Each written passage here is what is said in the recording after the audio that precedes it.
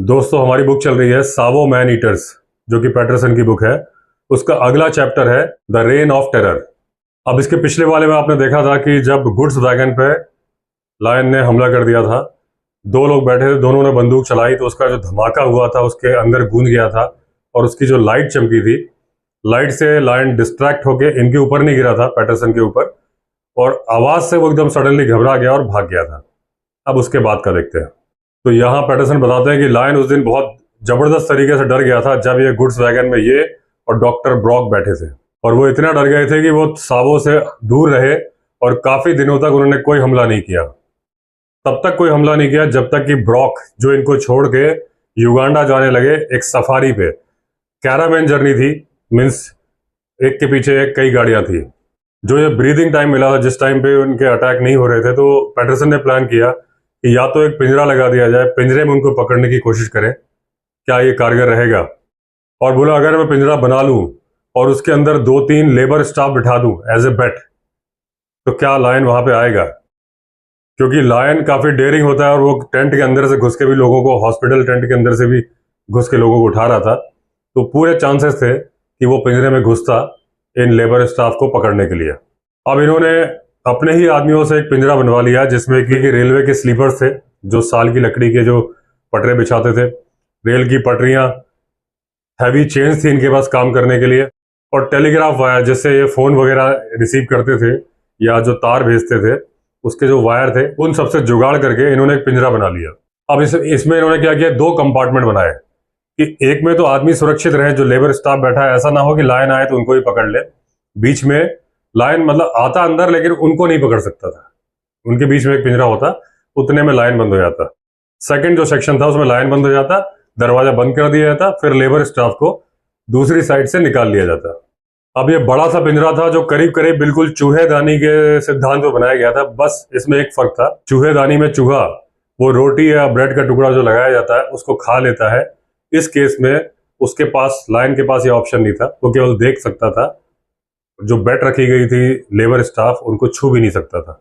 अब इसमें सिस्टम क्या बनाया था इन्होंने कि जो लोहे की चेन थी और वायर था उससे दरवाजा ऐसे बांध दिया था और उसका एक लीवर लगा दिया था पिंजरे के अंदर। जैसे ही लायन उसमें आता, उसका वजन पड़ता, वो लीवर रिलीज हो जाता और पिंजरे का दरवाजा गिर जाता। और उसके बाद में ऐसे ऐसे खांचे बनाए गए थे उसके नीचे कि जिसमें उसके पैर भी फंस जाते, कि वो कंफर्टेबल नहीं होता कि अपने पंजे चलाने के लिए, एक पंजा चलाता दूसरा उसमें गहराई में धंस जाता, तो वो अपनी पूरी पावर भी यूज नहीं कर सकता था उनको तोड़ने के लिए। अब इन्होंने काफी मेहनत के बाद ये पिंजरा बनाया था और बोल रहे थे पिंजरा बनाने में बहुत तकलीफें आई थी। एक तकलीफ तो ये थी कि उनको छेद करना था जिसमें कि वो चेन बांधनी थी, लेकिन छेद करने वाला इंस्ट्रूमेंट नहीं था इनके पास। जब कुछ नहीं मिला तो इनके दिमाग में आइडिया आया कि अपनी 303 की गोली मार दें, वो उसमें छेद कर देगी। इन्होंने गोली मारी और ऐसा ही हुआ, उसमें छेद हो गया और इनका काम चल गया। अब जब पिंजरा बना के रेडी हो गया तो इन्होंने उसको छुपा दिया एक टेंट के अंदर, चारों तरफ से बोमा बना दिया। बोमा मतलब कांटों की बाड़। अब इसमें जो लेबर स्टाफ के घुसने का रास्ता था दूसरी तरफ था, उसके उनको लीवर दिया गया था जिससे वो जब चाहे अपना गेट खोल के निकल सकते थे, जब चाहे बंद कर सकते थे, सिक्योर कर सकते थे। लायन के घुसने का गेट दूसरी तरफ था जो कि बंद होता लायन के वजन से। अब लोग बोल रहे थे कि लायन बहुत समझदार होता है, वो इसमें फंसेगा नहीं, इस चक्कर में नहीं आएगा। हालांकि बाद में ये बात गलत साबित हुई और शुरू के 2-3 दिन तक तो ये खुद बैठे उसमें as a bet labour staff की जगह, लेकिन बोले कुछ नहीं हुआ, लायन नहीं आया।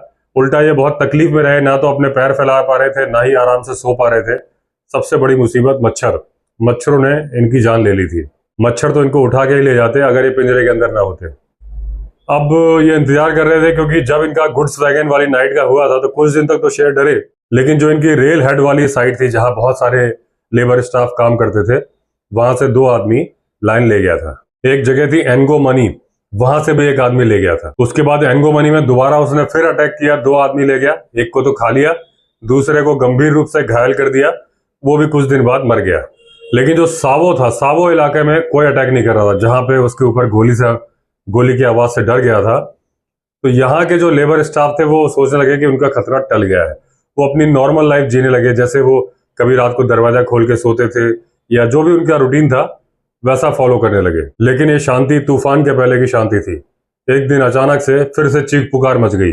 अब ये चीख पुकार सुन के समझ गए कि राक्षस फिर से वापस आ गए हैं और उन्होंने अटैक की नई लिस्ट तैयार की हुई है।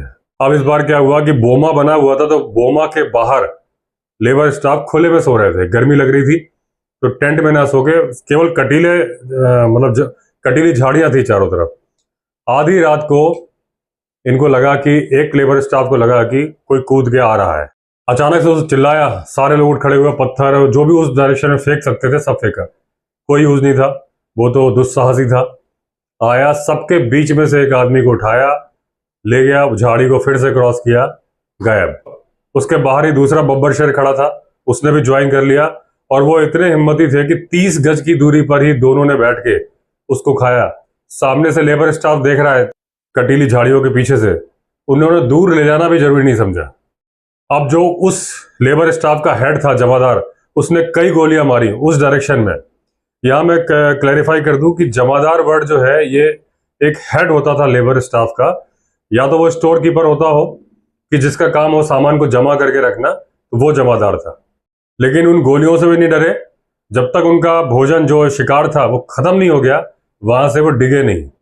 अब जो थोड़े बहुत बचे कुचे अवशेष थे बॉडी के, उसको पैटरसन ने गाड़ने नहीं दिया, क्योंकि वो बोले कि शायद उसको रखने से लायन दोबारा आए उसको खाने के लिए।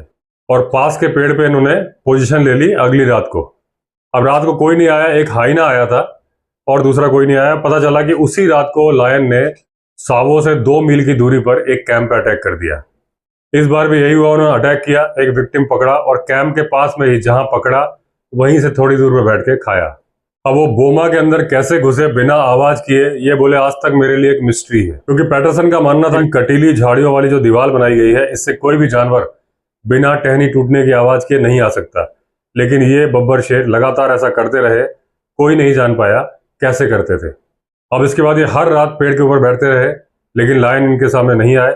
या तो वो इनको देख लेते थे, या उनके प्लान में ही था कि अलग अलग डायरेक्शन में जाना, और बब्बर शेर एक के बाद एक आदमी उठाते रहे, और ये पैटरसन हमेशा फेल होते रहे। अब रात को बैठ के वॉच करना बहुत ही परेशानी वाला काम था, रात के अंधेरे में कुछ दिखता नहीं था। लेकिन पैटरसन ने सोचा ये उनकी ड्यूटी है और ये तो उन्हें करना ही पड़ेगा, क्योंकि एज ए हेड सारे आदमी इन्हीं की तरफ देखते थे कि यही उनको बचाएंगे। बोले मैं अपनी जिंदगी में किसी बात से इतना नहीं डरा था और परेशान नहीं हुआ था जितना इन बब्बर शेरों की दूर से आती दहाड़ वाली आवाज सुनता था, और वो आवाज पास आती जाती थी, उससे मैं बहुत परेशान होता था और बहुत डरता था। इस बात से और ज्यादा परेशान होते थे कि जब उनकी आवाज पास आ रही होती थी तो पैटरसन को पता होता था कि हम लोगों में से एक मरने वाला है। जैसे ही वो कैंप के पास आते थे बब्बर शेर, उनकी दहाड़ने की आवाज एकदम बंद हो जाती थी, तो ये समझ जाते थे कि अब वो हम में से किसी न किसी एक को घूर रहे हैं। और कैंप में एक दूसरे को लोग सावधान करते थे चिल्ला के, खबरदार भाइयों शैतान आता। लेकिन तभी अचानक से अटैक होता, या तो एक आदमी की चिल्लाने की आवाज आती या नहीं आती, लेकिन एक आदमी कम हो जाता था। अभी अंदर ही अंदर बहुत परेशान हो रहे थे कि बार बार बब्बर शेर इनको धोखा दे रहे हैं और ये कुछ नहीं कर पा रहे, करें तो क्या करें। अब इनको भी लगने लगा था कि ये दुष्ट आत्मा है, ये लायन नहीं है, क्योंकि किसी भी तरह से पकड़ में नहीं आ रहे थे और चकमा ही दे रहे थे। अब जैसे पहले बता चुके थे कि जंगल के अंदर जाके ढूंढना मूर्खता है, पागलपन है, लेकिन ये क्या करें, लोगों की उम्मीदें इनसे थी और लोग इनकी तरफ देख रहे थे, तो ये जंगल में भी जाते थे, सड़क सड़क के झाड़ियों के बीच से गुजरते थे, उसके बाद खाली हाथ लौटते थे, हाथ में कुछ होते थे तो कुछ छोटे मोटे घाव। अब कंडीशन ये थी कि लायन ने इनके ऊपर इतनी नजर रखी होती कि अगर ये किसी भी रात को जब लायन अटैक कर रहा होता, ये सामने हो जाते या उस भीड़ का हिस्सा होते, तो लायन इन्हीं को चुनता। अब कई शिकारी इनकी मदद के लिए आए, सिविल, मिलिट्री, नेवी, सब अलग अलग टाइम पे बैठे घात लगा के, लेकिन लायन सबको धोखा दे गया और उनके भी हाथ में नतीजा वही आया जो कि पैटरसन के हाथ में आया था, वो था नील बटा सन्नाटा। अब इनको याद आ रहा था कि एक बार रेलवे स्टेशन से लायन ने एक विक्टिम को उठाया और उसको खाया कहाँ पे, इनके कैंप के बगल में। मतलब खुली चुनौती दे रहा था कि देख तेरे कैंप के बगल में खा रहा हूं। और ये उस वक्त अपने कैंप में मौजूद थे, हड्डियां टूटने की आवाज, उनके चपर चपर मुंह चलाने की आवाज, मांस को खाने की आवाज, सब सुन रहे थे। लेकिन ये हेल्पलेस थे, बोले रात इतनी अंधेरी थी, आदमी तो वैसे ही मर चुका था, अगर मैं बाहर जाता तो मुझ पे अटैक कर देते, क्योंकि मैं कुछ देख नहीं पाता वो कहाँ पे है। आसपास में जो लेबर स्टाफ के कैंप थे, वो जो हड्डियां टूटने की आवाज, खाने और चबाने की आवाज थी, उससे इतने डर गए थे कि चिल्ला के बोल रहे थे, साहब अब हमें अपने बोमा के अंदर बुला लो। अब जब इन्होंने उन आदमियों को बुला लिया तो फिर इनको याद आया कि उन आदमियों के बीच में एक बीमार आदमी भी है जो उनके कैंप में लेटा हुआ है। तो जब ये लोग आए तो उन्होंने पूछा वो कहाँ है, तो वो बोले कि हम तो भाग के चले आए, डर के मारे, वो वहीं छूट गया। तो उन्होंने अपने साथ 4-5 आदमी लिए, उसको लेने गए। जब उस टेंट के अंदर लेने गए तो देखा तो अब उसको कोई सुरक्षा की जरूरत नहीं थी, वो डर के मारे मर चुका था। इसमें लिखा है कि जो शॉक उसके साथियों ने दिया उससे वो डर गया था, कि उसे लगा कि मेरे साथी मुझे छोड़ के चले गए, और उसने भी सुनी थी शेर के चबाने और खाने की आवाजें। एक बात मैं कल वाली स्टोरी में बोल रहा था, लेकिन मैंने जैसे पहले से बताया कि मैं एक बात से दूसरे में निकल जाता हूँ, कई बार मैं भूल जाता हूँ। कल वाली स्टोरी जब मैं एंड कर रहा था तो मैंने एक बात बोली थी कि जितनी भी स्टोरी है, चाहे कॉर्बेट की हो, चाहे एंडरसन की हो, चाहे पैटरसन की हो, जब ये स्टोरीज लिखी जाती हैं तो एक अलंकार होता है हिंदी में, अतिशयोक्ति अलंकार, उसका पूरा पूरा यूज किया जाता है। आप बिल्कुल सच मत मान लेना इन स्टोरीज को। मैं कोई जज नहीं हूं जो इनको डिसीजन सुनाऊं कि ये इन्होंने सही लिखा कि गलत लिखा। एक आम आदमी के बीच में, या आपके जैसा ही मैं एक आदमी, आप भी वाइल्ड लाइफ लवर, मैं भी वाइल्ड लाइफ लवर, यहाँ जो हमारा चैनल है एक दूसरे से बात करने का है। मैं वीडियो में बोल के बात करता हूँ, आप कमेंट में लिख के बात करते हो। तो मैं कोई डिक्लेरेशन नहीं कर रहा, अपने दिल की बातें आपसे शेयर करता हूं। तो मैं आपको बता दूं, मेरा पूरा मानना है कि जो ये स्टोरी होती है 100% एक्यूरेट नहीं होती है, इसमें तिल का ताड़ बनाया जाता है। यहाँ इस बात पे मैं इसलिए बोल रहा हूँ, मैं बिल्कुल इसलिए नहीं बोल रहा कि मैं हिंदुस्तानी हूँ और वो आदमी हिंदुस्तानी थे, तो बिल्कुल नहीं। जब मैं वाइल्ड लाइफ चैनल की बात कर रहा हूँ तो पूरे विश्व के लोग देखते हैं, मैं पूरे विश्व के हिसाब से बिल्कुल जस्टिफाइड तरीके से बात करता हूँ। जहां गलत लगता है वहां गलत, जहां सही लगता है सही, इस बात पे नहीं बोल रहा। लेकिन ये बात तो आप देखिए, कल की स्टोरी में मैंने शुरू की थी, तब तो ये बात आई भी नहीं थी। फिर मैं निकल गया था दूसरी बात पे कि मैं दूसरी बुक शुरू करने वाला हूँ उस बात पे। अगर आप पहले वाला देखोगे कि मैं एक लाइन का मैं कंक्लूड नहीं किया था, वो यही लाइन थी। जब मैंने ये सेक्शन पढ़ा भी नहीं था तब मैं बात बोलना चाह रहा था आपसे कि जितनी भी स्टोरी होती हैं, ये बात मैं किस बात पे बोल रहा था मैं आपको बता दूं। अगर आप पुराना वीडियो देखोगे, जब ये ट्रॉली से गिरे और इन्होंने बोला कि इनका सिर एक बीम से टकराते टकराते बचा, केवल एक बाल के बराबर की दूरी थी, इस बात पे मुझे वो बात याद आई थी कि ये थोड़ा अतिशयोक्ति अलंकार यूज करते हैं, मतलब ये एक्चुअल नहीं होता। जब उन्होंने बोला ना एक बाल के बराबर की दूरी है, हो सकता है वो 5 फीट की दूरी रही हो, बस ये मेरा बताने का पर्पस है। बात सही होती है, थोड़ा सा उसको मैनिपुलेट करके इंटरेस्टिंग बनाया जाता है कि एक बाल के बराबर दूरी से निकल गया। तो उस बात के लिए मैंने बात बोली कि 100% सही नहीं होती है, जितने भी राइटर लिखते हैं, ये ऐसा मेरा मानना है। मैं कोई सर्टिफिकेट नहीं दे रहा, ना उनके बीच में था, मैंने ऐसा फील किया है तो मैंने आपसे शेयर किया कि अगर वो लिखा है कि एक बाल के बराबर की दूरी, तो हो सकता है 5 फीट की दूरी रही हो। बात सही है, डिस्टेंस की वजह लिखा जाता है कि थोड़ा सा और रोमांचक बन जाता है। एक बाल, अब आपने कैसे नाप लिया कि एक बाल के बराबर दूरी थी, तो ये उपमा दी जाती है। तो यहां भी ये बात सही है कि नहीं है, ये जो लिखा है वही मानना पड़ेगा, कि दूसरे लोग तो है नहीं अपनी बात बताने के लिए। वरना जनरली ऐसा नहीं होता है, लोग अपने साथियों को छोड़ के नहीं जाते हैं। ऐसा हमने देखा किसी भी कंट्री में हो, बीमार आदमी है तो अगर ग्रुप में है तो लोग लेके जाते हैं, पीठ पे लाद लेते हैं। हो सकता है उनके जाने के पहले ही मर गया हो, ये भी संभावना है, या जो लिखा है हो सकता है ये भी सच हो। अभी तक जो इनका मोडस ऑपरेंडी था, जो काम करने का तरीका था लाइन का, कि एक अंदर आके अटैक करता था, दूसरा बाहर वेट करता था। कुछ दिन तक तो उन्होंने ऐसे ही अटैक किए, उसके बाद इन्होंने तरीका चेंज कर दिया। अब दोनों अंदर घुसते थे और दोनों एक एक विक्टिम पकड़ते थे, मतलब अब एक की जगह 2 आदमी लेके जाने लगे। और इसी प्रोसेस में दो जो लोकल थे वहां के स्वाहिली लोग, 2 स्वाहिली पोर्टर्स एक साथ उन्होंने पकड़ लिए। जब दोनों लोग उठा लिए तो एक को तो उन्होंने इमीडिएटली मार दिया, दूसरे को फौरन नहीं मारा, मतलब उसको घायल करके छोड़ दिया। अब एक को वो खाते रहे और दूसरा आदमी लगातार कराता रहा। लोगों की हिम्मत नहीं हो रही थी वहां जाने की। उसके बाद जब लगा कि लायन दूर चले गए हैं, लोग गए तो देखा वो बोमा में अटका हुआ था। मतलब 2 को उन्होंने पकड़ा, एक को खींचा और जा नहीं रहा था। अब क्योंकि उनके पास दूसरा खाना था, उनका पेट तो एक से ही भर जाता था, तो वो उसको खाते रहे, उन्होंने दूसरे का ध्यान ही नहीं दिया। ये दर्द से कराता रहा। सुबह जब इसको निकाला गया और हॉस्पिटल ले जा रहे थे, तभी ये मर गया। अब इसके बाद इन्होंने एक बहुत ही खतरनाक अटैक किया रेलवे स्टेशन के पास में, जो लेबर स्टाफ का जो कैंप था, जो कि इनका जो प्रोजेक्ट मैनेजर था, उसका जो टीन का बना हुआ हट था या शेड था, उसकी टीन की बनी हुई जो कॉटेज थी उसके एकदम बगल में था। और जो उनका परमानेंट वे इंस्पेक्टर था, उसकी जो लोहे की कॉटेज थी उसके एकदम पास में था। अचानक से दोनों मैन ईटर आए और इनको चीख पुकार की आवाज आने लगी लेबर स्टाफ की, और ये खुद सुन पा रहे थे क्योंकि इनका कैंप भी पास में ही था। और फिर वो चिल्ला रहे, वो ले गया, वो ले गया, वो ले गया।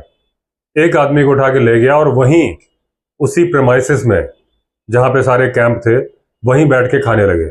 और जो वो इंस्पेक्टर थे डलग्रेन्स, उन्होंने करीब 50 शॉट मारे बंदूक से उसी डायरेक्शन में जहाँ लायन बैठे थे। वो उठे ही नहीं, खाते रहे, उनको बंदूक की गोली से कोई मतलब नहीं था। जब उनका शिकार पूरा फिनिश कर दिया उन्होंने, उसके बाद ही गए वहां से। अब सुबह मिस्टर डलग्रेन जो इंस्पेक्टर थे जिन्होंने 50 गोलियां चलाई थी, वो पैटरसन और कुछ लोग उसके ट्रेल फॉलो करने गए, क्योंकि इनको पूरा यकीन था कि इन्होंने उसको घायल किया है। और जो उसके पग मार्क दिख रहे थे, उससे लग रहा था कि एक का पैर टूट गया है। ये थोड़ा आगे निकल गए और इनको मालूम चला कि ये लायन से घिरे हुए हैं, और उन्होंने संकेत दे दिया अपनी गुर्राहट और आवाज निकाल के कि हाँ भाई, मुझे पता है कि तुम आ गए हो। अब इनको दूर से कोई आकृति दिख रही थी, इनको लगा कि लायन कब है, मतलब उनको लगा इसका बच्चा भी है। लेकिन जब वो पास में गए तो मालूम चला कि वो जो लेबर स्टाफ था जिसको मारा था, उसका ही कोई शरीर का हिस्सा है, जिसको कि छोड़ के चले गए थे इनकी आहट पे। अब हुआ यह था कि वो उसके कुछ हाथ के हिस्से और पैर के हिस्से छोड़ गए थे, एक हाथ वो कैरी करके ले गए थे। तो जो उसकी उंगलियां घिसट रही थी, जिसको इन्होंने समझ लिया था कि ये उसका पैर का टूटा हुआ हिस्सा है, एक्चुअली वो उस लेबर स्टाफ के हाथ की उंगलियां थी। अब इसके बाद घना जंगल था जहां वो बब्बर शेर आराम कर रहे थे, और उसमें जाना बिल्कुल पॉसिबल नहीं था। अब इन्होंने उस लेबर स्टाफ के जो अवशेष थे लाया, उसको दफना दिया, और उसके बाद खाली हाथ लौट आए।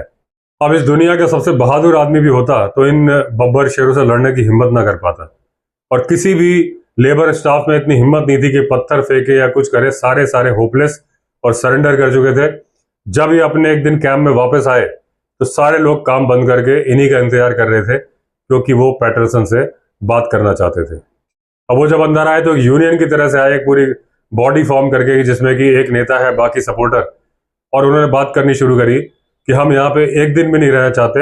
हमें इंडिया से इसलिए बुलाया गया था कि हम यहाँ गवर्नमेंट के लिए काम करें, इसलिए नहीं बुलाया था कि हम लायन के लिए भोजन बन के आए। जैसे ही उन्होंने ये बात करी, उसके बाद एक स्टैम्पेड भगदड़ सी मच गई। काफी सारे आदमी निकल गए, और एक जो ट्रेन निकल रही थी वहां से, उसके इंजन के सामने लेट गए पटरी पे। जब वो ट्रेन रुकी, सारे लोग उनके जो वैगन थे उन पे चढ़ गए, और जो ट्रेन चली तो उस ट्रेन के साथ ही चले गए। उसके बाद 3 हफ्ते तक काम बिल्कुल ठप्प पड़ गया, और कोई काम नहीं हुआ। केवल एक ही काम हुआ कि जितने कठोर हृदय वाले या जितने मजबूत और स्ट्रांग हृदय वाले लेबर स्टाफ थे, जिनके अंदर करेज था वहां रहने का, वो रहे। उनके लिए लोहे के हट बनाए गए कि रात को लायन घुस ही नहीं पाएगा उसमें। अब नज़ारा कुछ ऐसा था कि वो जो पानी की टंकी है उसके ऊपर भी लोहे का कॉटेज, कोई भी जगह मिल रही है वहां लोहे का कॉटेज। इवन कंडीशन ये थी कि जिनका कॉटेज नहीं बन पाया था, उन्होंने अपने टेंट के अंदर ही गड्ढा कर लिया था। गड्ढे में वो लेट जाते थे और अपने ऊपर लकड़ी के लट्ठे बिछा लेते थे। जितने आसपास के इलाके में पेड़ थे, सबके ऊपर आदमी सोते थे, चारपाई लगा लगा के, कि जितना वजन, जितना कि एक डाल सहल है, इतना वजन उस पर डाल देते थे। अब एक बार क्या हुआ कि लायन ने अटैक किया कैंप में, और सारे लोग जब चीख पुकार मची तो अपने टेंट छोड़ के रात को ही भागे पास वाले पेड़ पे। सारे लोग एक ही पेड़ पे चढ़ गए, और इतना वजन कि वो चर चर की आवाज आने लगी। नीचे लायन, ऊपर आदमी, एकदम से पेड़ टूटा, पेड़ नीचे आ गया, सारे आदमी पेड़ के साथ नीचे आ गए। वहीं पे लायन घूम रहे हैं। लेकिन हुआ यह कि लायन पहले ही एक आदमी को मार चुका था, तो उनका पूरा ध्यान उसको ले जाने में था। तो जितने गिरे, उनका कुछ नहीं बिगाड़ा उसने। चैप्टर 4 कंप्लीट हो गया। छोटा सा एक चैप्टर 5 भी है, the district officers narrow escape, उसको भी कवर कर लेते हैं इसी स्टोरी में। जब ये लेबर स्टाफ भागा था ट्रेन में बैठ के, उसके पहले इन्होंने एक लेटर लिखा था डिस्ट्रिक्ट हेड को। उनका नाम था मिस्टर व्हाइट हेड। उनको इन्होंने बुलाया था कि आप एक बार आके जायजा लीजिए यहाँ की कंडीशन का, हम बड़े परेशान हैं, और इन लायन से छुटकारा दिलाने में हमारी मदद करिए। और उनसे रिक्वेस्ट की थी कुछ अस्कारी दे दो। अस्कारी वहां के जो उस देश के सोल्जर होते थे, उनके लिए बोला जाता था। उन्होंने बोला कि ठीक है, मैं आऊंगा, आप दिसंबर 2 को डिनर टाइम पे मेरा इंतजार करो। लेकिन वो अगले दिन आए, जब उनकी ट्रेन आ रही थी, तो इन्होंने अपना एक स्टाफ मेंबर भेज दिया कि जाओ उनका सामान वगैरह कैरी कर लेना। लेकिन वो जो लड़का गया था, वो जो स्टाफ गया था, वो दौड़ते हुए आया डर के मारे कि सर, ट्रेन का तो कोई अता पता है नहीं, लेकिन प्लेटफॉर्म के ऊपर ही एक लाइन खड़ा है। लेकिन इनको अभी तक पूरा यकीन नहीं हुआ था कि ये सच बोल रहा है, क्योंकि उस वक्त लोग इतने डरे हुए थे लेबर स्टाफ कि अगर वो कोई हाइना, कोई जैकल या इस तरह का कोई बबून, बंदर कुछ भी देख लेते थे, तो उनको लगता था कि ये तो लायन ही है, अगर वो झाड़ी के अंदर छुपा होता था तो। लेकिन इनको मालूम चला कि सच बात थी, क्योंकि स्टेशन मास्टर और जो स्टेशन स्टाफ था, उन्होंने अपने आप को कमरे के अंदर बंद कर लिया था, क्योंकि लायन सही में वहां खड़ा था। इन्होंने मिस्टर व्हाइट हेड का इंतजार किया, लेकिन वो आए नहीं। तो इनको लगता उन्होंने अपनी जर्नी पोस्टपोन कर दी है, एक आध दिन बाद आ रहे होंगे। तो इन्होंने अकेले खाना खा लिया जैसे ये हमेशा खाते थे। इस दौरान उनको एक दो बंदूक चलने की आवाज़ आई, लेकिन उन्होंने ध्यान नहीं दिया क्योंकि बंदूकें तो चलती रहती थी। लायन को डराने के लिए कैंप से फायर किए जाते थे। अब रात को एक घूमने निकले अपने आदमियों के इलाके में, और फिर उन्होंने एक स्लीपर सेल डाल डाल के ऊपर एक बैठने की जगह बनाई थी जहां इनको लग रहा था कि आज लायन का अटैक होगा। तभी इनको आवाज सुनाई दी कि वो मैन ईटर जिस तरह से भोजन करते वक्त गुर्राते थे वो कर रहे थे। इसमें एक बात और मुझे याद आई, पुराने कभी बचपन में पढ़ा था मैंने, कि लायन जब खाना खाता है ना या शिकार खाता है तो अपनी पूंछ को बार बार चाबुक की तरह से मारता है जमीन पे।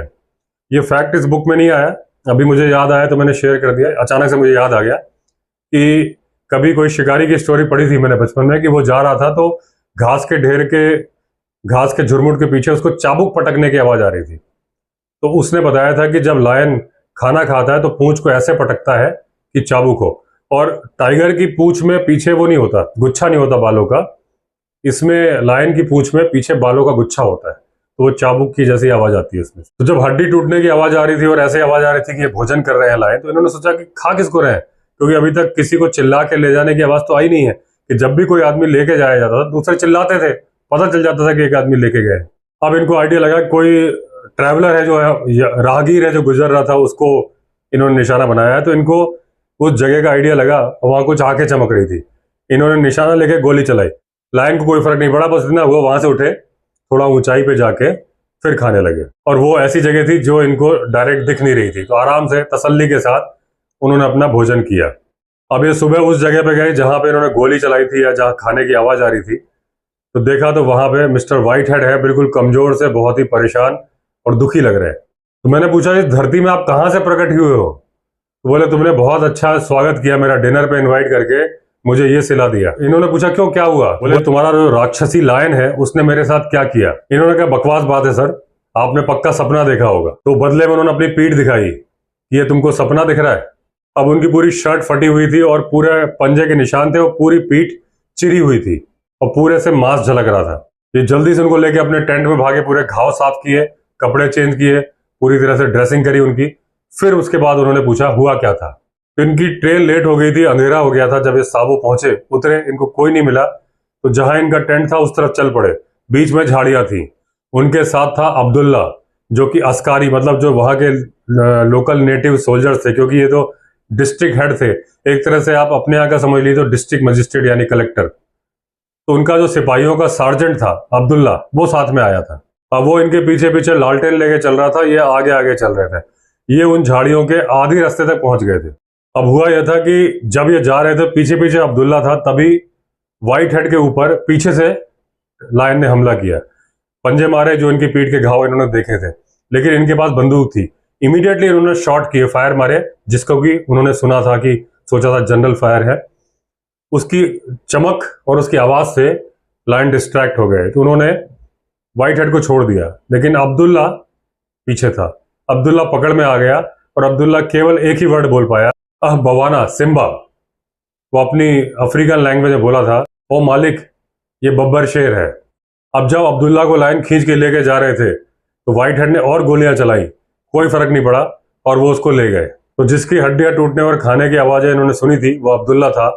ये रात भर जंगल में रहे, लेकिन किस्मत से इनके घाव गहरे नहीं थे, जो पंजे लगे थे वो इतने ज्यादा गंभीर नहीं थे कि इनको कुछ होता, और ये कुछ दिन बाद ठीक हो गए व्हाइट हेड। ये खबर फैल गई कि डिस्ट्रिक्ट हेड के ऊपर हमला हो गया और सार्जेंट को ले गया। तो उसके बाद सुप्रिटेंडेंट ऑफ पुलिस, तो जो एसपी साहब थे वो आए, अपने साथ कई सारे सिपाही लाए, चारों तरफ घेराबंदी करी गई। अब क्योंकि डिस्ट्रिक्ट हेड के ऊपर हमला हुआ था तो पूरी तरफ बातें फैल गई, जोर जोर से चारों तरफ बात फैल गई और बहुत सिपाहियों ने घेर लिया। हर एक पेड़ जिसमें बैठा जा सकता था उस पर सिपाही बैठा था बंदूक लेके। दूसरे पुलिस के ऑफिसर और डिस्ट्रिक्ट ऑफिसर्स भी आ गए थे वहां पे। अब जो व्हाइट हेड थे, जो डिस्ट्रिक्ट हेड, वो इनके साथ बैठे, जो इनकी पोजीशन थी जहां एक दिन पहले बैठे थे, और वो पिंजरा भी इस्तेमाल किया गया जो इन्होंने बनवाया था। तो पिंजरे के अंदर 2 सिपाही बैठाए गए। जो पहले प्लान था कि उसमें लेबर स्टाफ बैठाया जाएगा, तो 2 सिपाही बैठाए गए जो सुरक्षित हिस्सा था वहां पे। अब सब ने अपनी पोजीशन ले ली, जो प्लान था उसके अकॉर्डिंग काम चल रहा था।